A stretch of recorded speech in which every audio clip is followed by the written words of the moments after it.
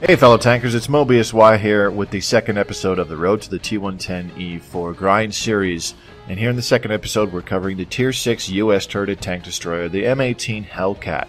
The Hellcat is a very popular tank amongst formers and pubbies alike because it's overall a very solid tank. The only downside to this tank is it has no semblance of armor, similar to its predecessors, the M8A1 and the T67 at tiers 4 and 5, respectively, but it has a really good blend of pretty much everything else. It's got a pretty good camo rating, it has a very well-performing gun. You get a 90mm M3 anti-tank gun at tier 6, very well-performing with a high level of penetration and good alpha damage. And the Hellcat is actually quite mobile. It does take a little while to accelerate up to its top speeds of about 50-60 kilometers an hour, but once it gets there, it really boots around the battlefield. So, the Hellcat. Myself, I did enjoy the Hellcat quite a bit. I was able to play it more as a ridge fighter than what you would expect from most people, who would probably decide to throw on things like a camo net and binocular telescope and use the Hellcat almost solely as a sniper. I found quite a fair bit of success with the Hellcat using it as a ridge fighter because it gets a really solid and respectable 10 degrees of gun depression. So I wasn't always hanging out way in the back and shooting at people from 300 plus meters away. I was often on the front lines, kind of sort of in the middle of the fight there, just waiting for people to either not be looking in my direction or have just fired at teammates with heavier armor or more hit points. And during one of their reloads, I'd peek over and plant a well-placed shot into their weak zones and inflict some 240 average alpha damage on them. And that worked quite well for me as I played through the Hellcat. The Hellcat, you probably won't spend too much time on it if you just plan to breeze through it and get to the next tier of tank, as it is only about little less than 30,000 XP, I believe, for the tier 7. But the Hellcat is definitely one of those tanks strongly worth considering keeping in your garage. That is excuse me, it is a very well-performing machine, and it's a fairly fun tank to play as well. And it's one of those easier to play tanks that has no armor. Like I said previously, a lot of people can struggle adjusting to playing with a tank that has no armor, but in the case of the Hellcat, it shouldn't be too difficult, especially if you got the Hellcat from the M8A1 and the T67. You should be used to having really good speed and a really good gun and no semblance of armor. So with that said, there's actually two ways to get to the Hellcat in the US tech tree. I said previously that there's a split at tier 4 from the T40. That was incorrect. It's actually a split at tier 3 from the T82 non-turreted tank destroyer. And there's also a split here at tier 5 with the M10 Wolverine. From the Wolverine, you can either go to the Jackson or the Hellcat at tier 6. But at tier 3, there's another split here with the T82. You can go to the T40 at tier 4, which will start to take you down the non-turreted tank destroyer line, which takes you to the T110E3.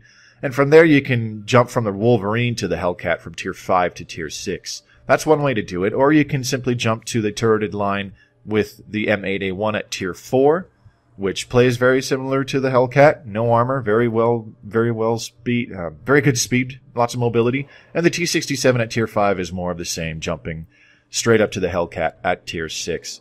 So there's two ways you can get the Hellcat, essentially, as there are two splits down the US tank destroyer line. Now, stock, the Hellcat gets this 3-inch AT M7 gun once again.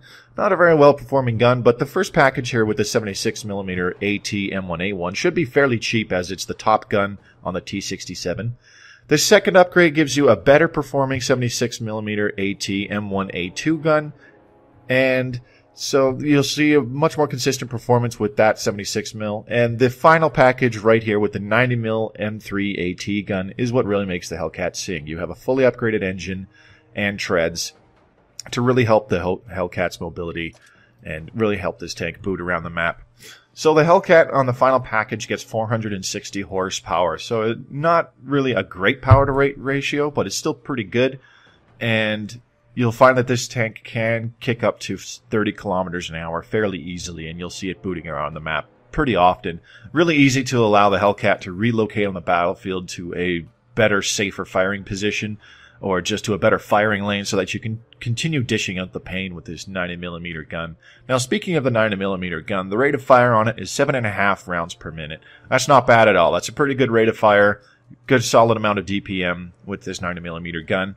The penetration values are 160 for the base armor-piercing ammo and 243 for the APCR HVAP rounds. That's the thing about the US HVAP rounds, is they have crazy good penetration. 243 penetration is basically tier 9 levels of penetration. That's insane. So it's very easy to inflict damage with the Hellcat, especially if you're bottom tier, even if you are bottom tier, sorry. If you're not afraid to shoot some of these APCR rounds, you'll have no problems damaging tier 8 tanks and raking in a good amount of XP and definitely even silver just for damaging higher tier tanks.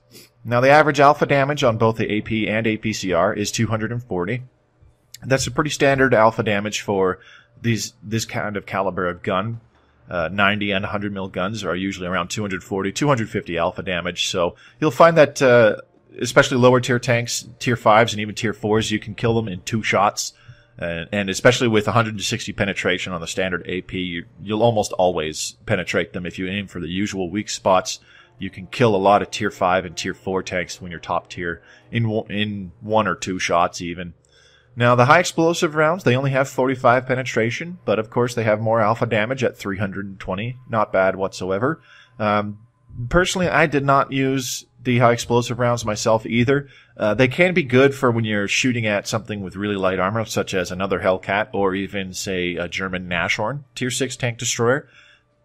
Excuse me, as the damage value would be much higher than if you shot a standard AP round at them. But you kind of have to pre-plan around that, as switching the ammo types will cause about a 7-second reload, depending on the equipment that you have on the Hellcat.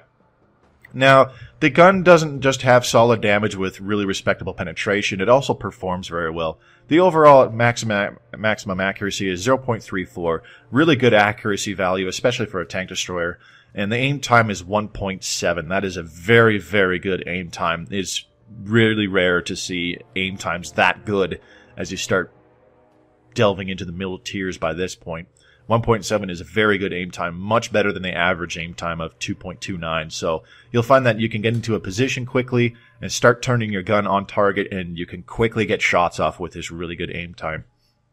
Now, the overall mobility of the Hellcat, as I said, is also helped by its pretty respectable traverse speed of 30 degrees per second on the hull. That's not bad whatsoever. 30 degrees per second is kind of on the low end for a medium tank, essentially. So slightly worse turning speed than what you would see on a medium tank, more than likely, but still pretty good to help the Hellcat boot around the map and find a nice new safe firing lane to shoot reds from at a safe distance.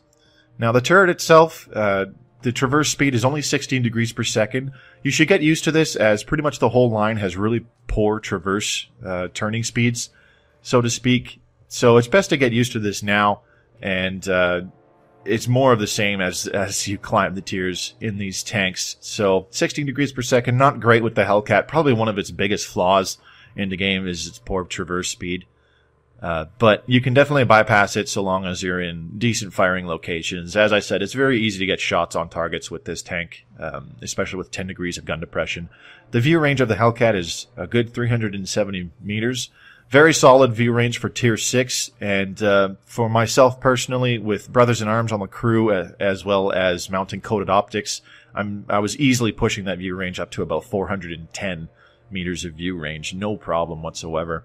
So with binocular telescope especially, it's very easy for this tank to outspot enemy tanks, especially if you combine a binocular telescope and a camouflage net, because with a binocular telescope you're boasting at least 420, close to 430 meters of view range once your binocs kick in. So it's very easy for the Hellcat to outspot tanks from a very long range. Signal range 750. We don't usually look at the signal range, as signal ranges usually start to get very good at this point in the game once you start hitting the middle tiers. Now, equipment and supplies for the Hellcat. As I mentioned before, I didn't mount any high explosive ammunition on the Hellcat. I simply stuck with 25 AP shells and 5 APCR shells for when I was bottom tier and facing off against tier 8 tanks. If you find yourself bottom tier in the Hellcat, you know, shooting off a couple APCR rounds just to ensure that you do a decent amount of damage, get 3 or 4 pen shots, in the Hellcat, and you'll still have a decent XP haul, especially if you damage tier 8 tanks with the APCR. So I only carried about 5 APCR, 25 armor-piercing rounds, and no high explosive. This tank does not carry a lot of ammo, and if you find yourself in a really good position and you're just slinging shots downrange with the AP rounds, then my mentality was I wanted to have as many AP shells as possible. I didn't want to use up the very small ammo capacity with HE shells, as I didn't really see any reason to use them. If I could pen the tank with an HE shell, I could pen the same tank with an AP shell, and the chances are that I would probably kill the tank in 2 shots with a simple AP shell, or even an APCR shell, as opposed to loading up spending the extra time to load up an HE shell and possibly still taking 2 shots to kill that weakly armored tank.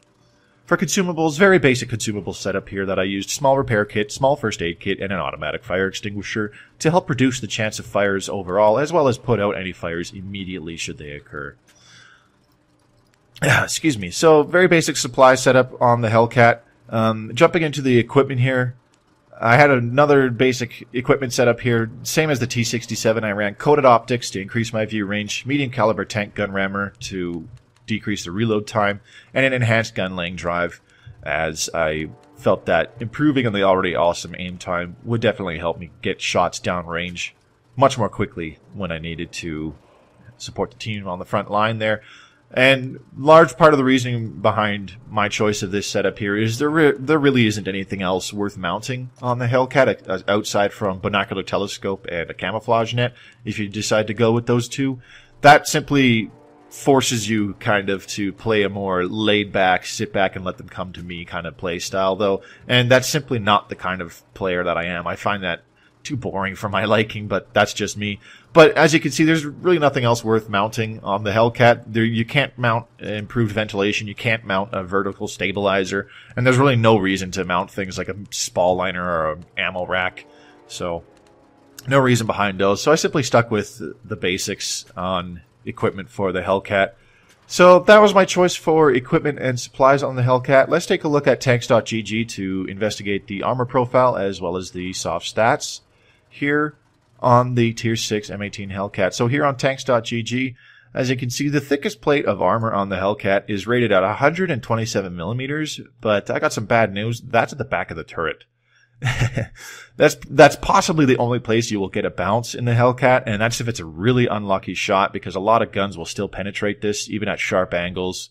But apart from that, the thickest armor in various areas of this tank, you've got 76 millimeters at the front of the turret. That is paper, and 31 on the sides of the turret, and the hull itself is a whopping 12 millimeters thick. Yes, the hull is sloped, but the effective armor value is only going to go up to about 13 at sharp angles. So once again, the Hellcat, no resemblance of armor. You should be used to this by now from playing the M8A1 and T67 particularly. Or this will be a bit of a change in playstyle from the Wolverine to the Hellcat. So you need to be prepared for that if you are jumping to the Hellcat from the Wolverine. So again, if you bounce the Hellcat, just chalk it up to being really unlucky.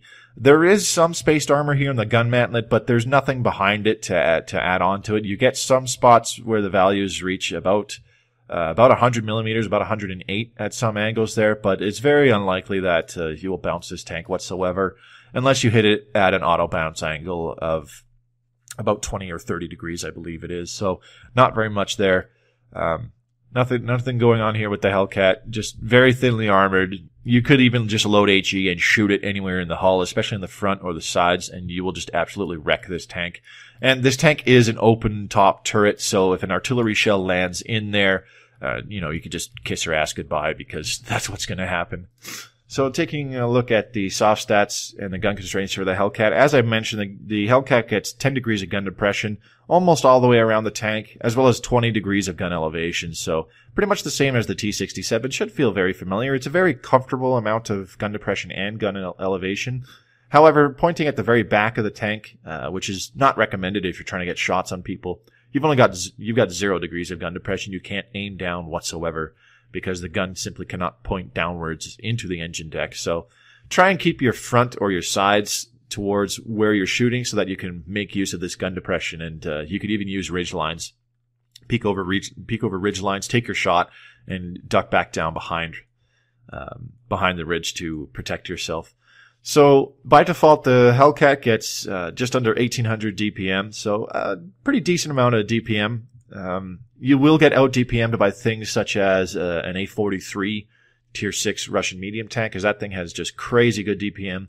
Even a Type 58 Chinese medium tank can out DPM you. So you want to try to avoid close combat encounters with tanks that will easily out DPM you, such as the A43 or the the Type 58. So let's just run up a quick compare here. I'm going to bring up the other tank destroyer, the Jackson. We'll compare the Jackson with the Hellcat.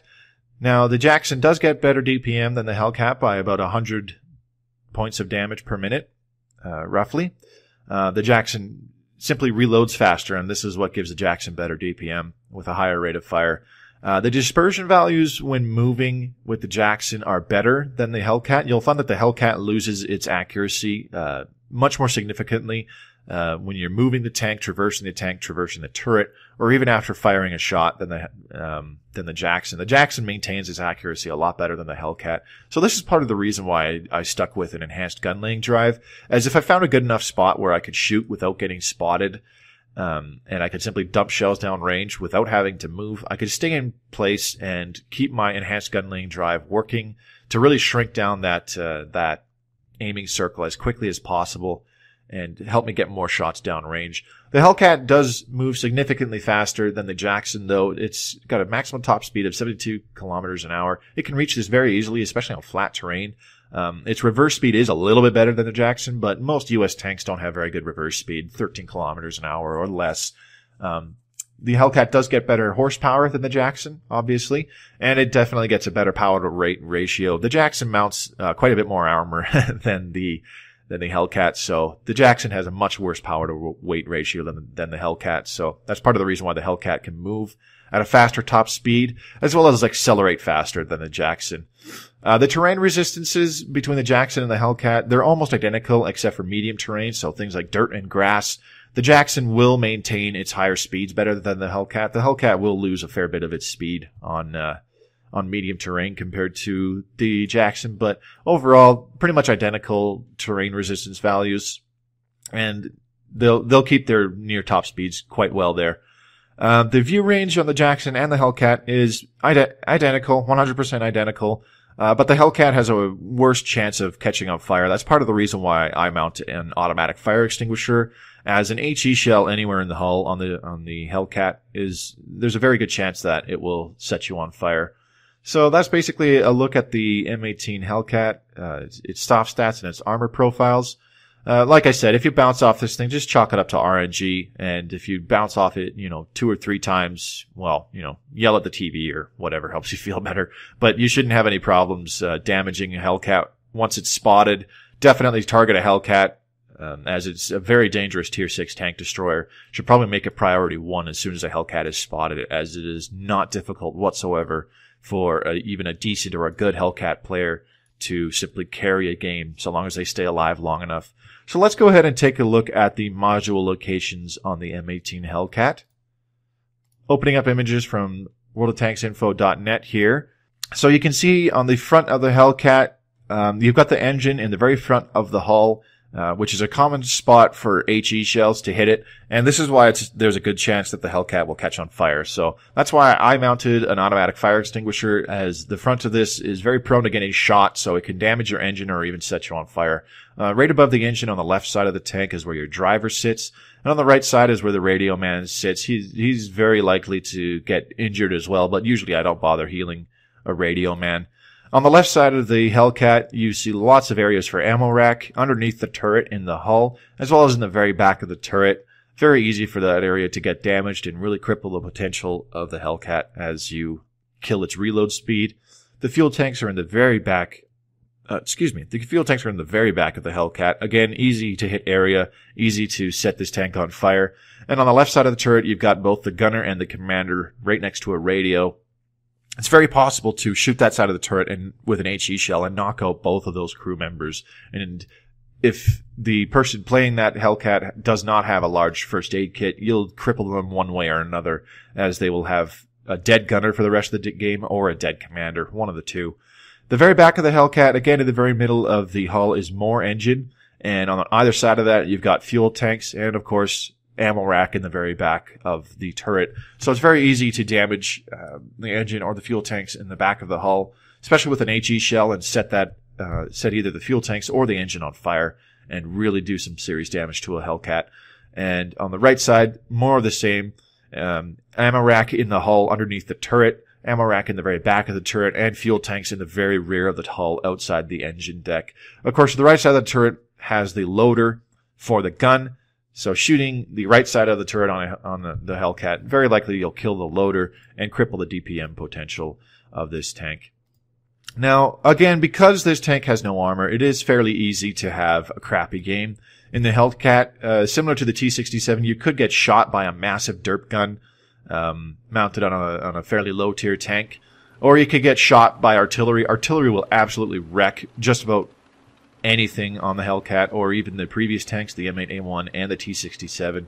So this game here came up on Pearl River, got some side shots into some tanks, first on a T-25 AT, and as I came around the corner, I spotted a Tiger and got a quick snapshot into him as well. But right after I shot, I tried to back up and get behind cover, but there was a friendly J-Panther right behind me, and unfortunately I couldn't back up with him there, so tried to pull forward to avoid artillery, but the M44 found his mark and took me out of the game in one well-placed shot. That's how easy it is to get wrecked by artillery in the Hellcat or similar kind of tanks. Open-topped turrets are very vulnerable to artillery. If a shell lands right in there, like I said, kiss your ass goodbye. You're practically dead. So that's how easy it is to have a bad game in the Hellcat. And a couple of them did happen to me, for sure. Don't kid yourselves. I didn't have awesome games all the time. But let's jump into some gameplay now. I've got two games here lined up for you. The first one is on Karelia, and it is an encounter battle. Now, an open map such as Karelia is more of a map where you'd think something like a Hellcat would shine, because it is able to move around the battlefield wherever it pleases, pretty much, and just put shots on whatever targets it sees fit. Now, I'm in a platoon with my buddies Joe the Frogman, Mio, and Mistaken ID. Most of us playing Tier 6 tanks, Joe the Frogman in his AMX ELC. And we can see that we're very top tier. There's about a third of both teams, about half of them.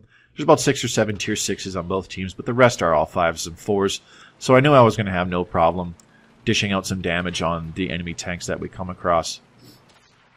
Now, the key to map control on Karelia is taking the large hill in the southern parts of the map. I was one of the fastest tanks on our team, even outpacing the ELC AMX directly to my right side here that Joe the Frogman was in. So I was basically racing against the clock to get to this hill and try and climb this hill as quickly as possible. If you can control this large hill in the center of the southern parts of Karelia, your team can essentially control basically the rest of the map, especially on an encounter battle. You always have people that head straight to the flag simply because it's an encounter battle. Even if the flag is in a poorly defensible location, such as here on Karelia, you still have people going to that flag as it is seen as the objective of the game, quote-unquote. Opening the map, I noticed that we had at least half of our team hanging back at the base still, so I started pinging the sectors there to try and get people's attention, as we were going to need their help on the front lines here. But barring that, I simply just turned around and noticing the ELC in the middle of the map, I wanted to take him out first. There's already some friendly shooting him. He's down to a one-shot, so I wanted to get into a position to try and take him out, but he gets killed before I can get a shot there. Moving around, trying to see if I can get within render range of those enemies that are spotted on the other side of the map, but couldn't see them, so I spotted this Hellcat trying to sneak up into the bushes here. He finds a spot to sit still. Both me and Joe take shots on him, and he's gone in 3 quick shots. The other issue of the Hellcat, besides the low armor value, is you don't have a lot of hit points in this tank. You only have 570 hit points. So something with such as a 90mm gun, like another Hellcat, will easily kill you in 3 shots. Something mounting a howitzer, such as an M4 Sherman with the 105mm howitzer, will probably kill you in 1 or 2 shots, because again, you have 12mm of armor on the hull, and you only have 570 hit points, so provided it hits you in the hull and pens you and gets a really nice damage roll with its HE shell, it could very well kill you in one shot. So you got to be careful of that. Essentially, staying hidden and using hard cover is the Hellcat's armor. Again, still seeing half of our team hanging back at the base. Our artillery got killed, even though there were 6 or 7 people around him chilling back at the base. So without artillery support, I knew we were going to have a much harder struggle with all these top-tier heavy tanks on the other team pushing us on the hill here. So I knew I wasn't going to get any shots anywhere on any tanks that were in the middle of the map or on the other side of the map. So I decided it's time for me to turn around, try and support my team here on the front. So I decided I'm going to pull forward. Let's get some side shots into this ARL. Simply pulling out, snapshotting him really quickly, dropping him down to a one-shot. He pulls out, lands a nice hit on me, but I also snapshotted him, taking him out of the game. And that's one top-tier heavy down. So there's still a KV-220, a T-150, and I believe... what's the other one? KV-1S still sitting over here. So pulling out, I know the KV-220's turret is quite weak, especially on the sides. I planted a side shot into the 220's turret, getting a nice hit there. Pretty good damage roll, shooting the front of the turret on the KV-220, getting a nice pen shot there, rolling for 244. So the KV-220 is down to about a 2-shot kill for myself or any of my friendlies here. Pulled out, snapped another shot on the side of the turret on the T-150. Both me and the friendly medium tank behind me landing our shots on the T-150, dropping him down to very low health. I tried to plant one more shot on the T-150, but I only managed to destroy his optics. So I knew I was going to die at this point. I tried to pull back as far as I could to give myself time to reload and get another shot off. But unfortunately, I totally dirtied the shot. Just horrible shot placement there. That should have been a very easy shot into his front drive wheel, damaging him and possibly tracking him for teammates to finish him off. We did pull off the victory there. The rest of our team managed to pull up and sweep out the rest of the enemies that were damaged. Not a bad game. 1407 damage dealt. Got over 1,000 experience for that game. So not a bad game whatsoever, considering my poor positioning and the situation we were in with half of our team still back at our friendly base and no artillery support, having to deal with 3 top-tier heavy tanks and a KV-220. So that was the first game on Karelia. We're going to jump to the second game here on Ruinberg War. Now this is an assault match. I was hoping that we were attacking as the attackers spawn out in the field. I figured I would have better luck with a Hellcat out in the field on assault rather than defending and staying in the city. If I was defending, my thought processes were that if we were defending inside the urban area of Ruinberg, I'd have a much tougher time, as it'd be a lot easier for enemy tanks to sneak up within very close range of me and just shoot me from near point blank and easily kill me.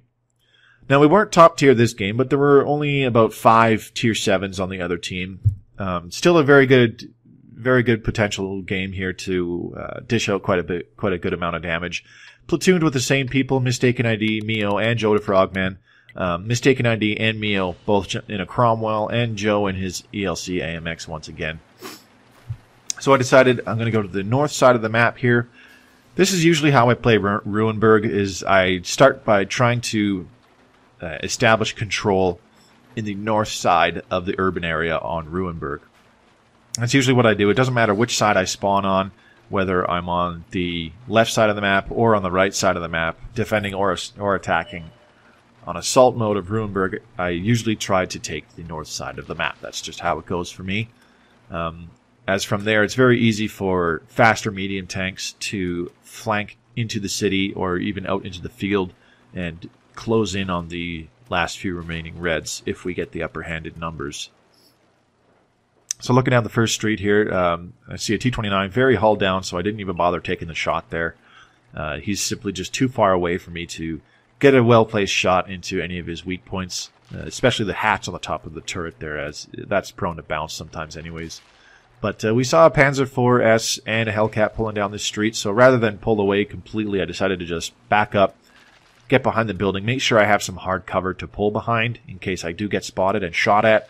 That way I can protect myself from any incoming shells. So I simply sat and waited for the Panzer IV's to pull out. Naturally, he pulls out right in front of my gun as he does not know I'm here, and I get a nice shot off into his hull, getting the first damaging hit of the game.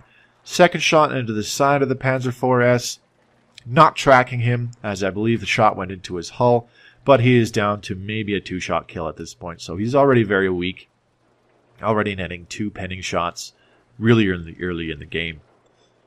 So I simply just decided to sit here and wait. Mistaken ID is essentially spotting for me. She gets rushed by the enemy Hellcat. Unfortunately, I'm really not in a position to help, unfortunately. So I simply stayed where I was, got a nice high roll on the Panzer IV's that pulled out just enough for me to shoot him. 258 damage, so he essentially got taken out in 3 well-placed shots.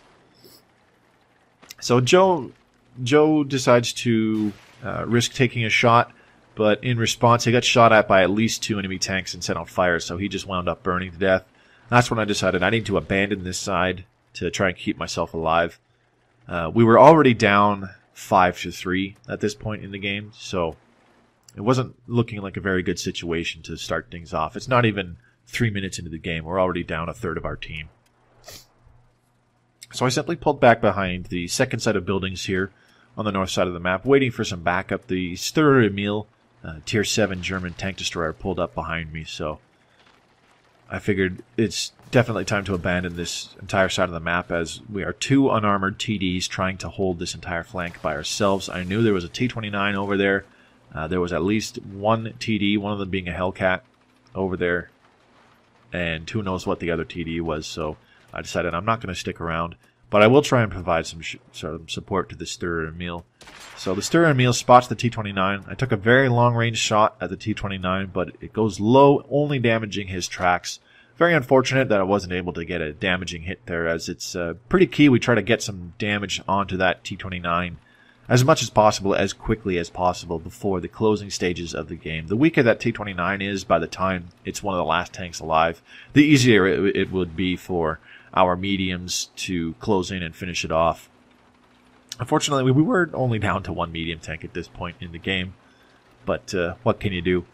So pulling back to where I spawned, all 3 of the friendly artillery are still back here. None of them have very good shots into the center area of town there, as I knew, so I decided to pull over to this side, see if I could keep this Tiger P and the medium tank next to him spotted, and hoping that our artillery could get shots on these guys. So put a shot onto the Tiger P.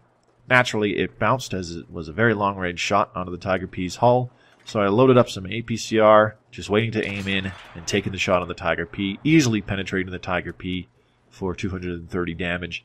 This is when artillery decided to start shooting the Tiger P as well, so tried to get a shot into the turret of the Tiger P. The shot goes way low, but luckily I was able to track him, allowing some friendlies to get some more shots on him. But the Tiger P just sat there. It doesn't look like he has repairs or track mechanic trained on his crew, so I was able to put 2 more APCR rounds into the Tiger P and finishing him off. So I thought I would have to go and charge that VK-3002 Delta that was rushing our artillery, but our artillery was able to shotgun him and take him out of the game.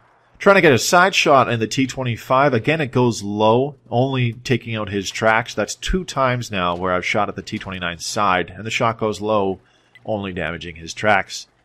Both him and the E-25 took their shots at me, trying to blind fire at me, so I decided I'm not going to peek that corner again.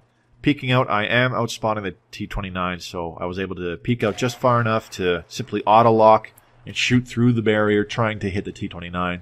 I didn't think I had my aiming reticule down very good, but I decided, screw it, I'll take the shot anyways. Naturally, it missed, but, you know, things happen sometimes. So I decided to pull back a little ways. Going to try and take out the other heavy tank that's over here, but the E-25 was able to sneak up behind me. I knew the E-25 was weak, so I decided I'm going to sit here and brawl it out with him. He could very easily out-DPM and kill me, but I was able to get my second reload off just in time to take him out, as I am on 17 hit points with a damaged engine. So repositioning, didn't notice that my engine was damaged just yet. Got a nice side shot in the T-29. He still hasn't spotted me, amazingly. So at this point I decided it's good time to repair my engine. I loaded up an APCR round, and I figured I'm going to go take on this other heavy tank, the Churchill 7, sitting here in the middle of the town still. The Churchill trying to come out and take on our artillery as well. But he's down to 1 shot, so I figured if I can get a nice side or rear shot out of the Churchill 7, now that I wasted that APCR round, I should be able to take him out. But I didn't want to take him head on. He knew where I was. He knew where I was coming. So I simply pulled back and got out of position. And in doing so, I was able to spot the enemy M44 artillery. So I decided I'm going to go after their artillery, trying to make it easier on the friendly KV-3 that was still alive. I wanted to keep my support alive, as I am on 17 hit points. I'm a very easy kill. 1 well-placed shot, and I'm done, and the KV-3 is simply left to fend for himself. Missing my shot on the artillery, I simply got the heck out of dodge. Didn't want to chance fate, so I simply pulled out of there and came into the center of town to help out the KV-3 with the cap circle. It was at this point I decided I'm going to go for the capture here. It's not looking very good.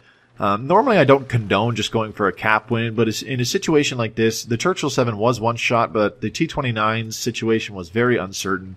As far as I knew, he still had most of his health, and I had no confidence that the artillery would be able to shotgun him and kill him, so I decided I'm going to get on the cap. We're going to cap win this out. Not really the greatest of wins, but we'll do it.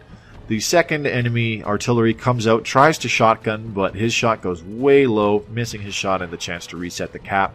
So it gives me time to simply come out, snapshot him, and finish him off. Now our friendly Hummel does take out the T-29. I'm not even sure how, and the Churchill 7 comes in to try and reset the cap, but we finish the cap win on that. So not the greatest victory, but given the circumstances, I simply said I'm just going to have to do this to ensure the win here. 2370 damage with a high caliber metal. Crazy amount of damage done, especially on an urban map. It just simply boils down to not engaging enemy tanks on their terms, staying out of the urban areas, and not getting into close range battles with tanks that could easily kill me much more quickly than I could kill them. Well, folks, that's a look at the Tier 6 M18 Hellcat. It's a very popular tank for a lot of people. I personally enjoyed it a fair bit. It is definitely a fun tank to play, and if you like your tank destroyers, it's definitely one worth keeping in your garage. But if you simply plan to jump to the Tier 7, you probably won't spend a heck of a lot of time in the Hellcat, as it just performs so well that it's very easy to rake in lots of XP every game, especially against higher tier opponents, as it's very easy to damage them and get those XP bonuses for damaging high tier tanks. So you probably won't have more than 40 or 50 games in the Hellcat, as it's less than 30,000 XP to jump to the Tier 7. But in the meantime, this has been Mobius Y. Thanks very much for watching Episode 2 of the Road to the T110E4. I'll see you next time for Episode 3, showcasing the Tier 7 T25-2. Happy tanking!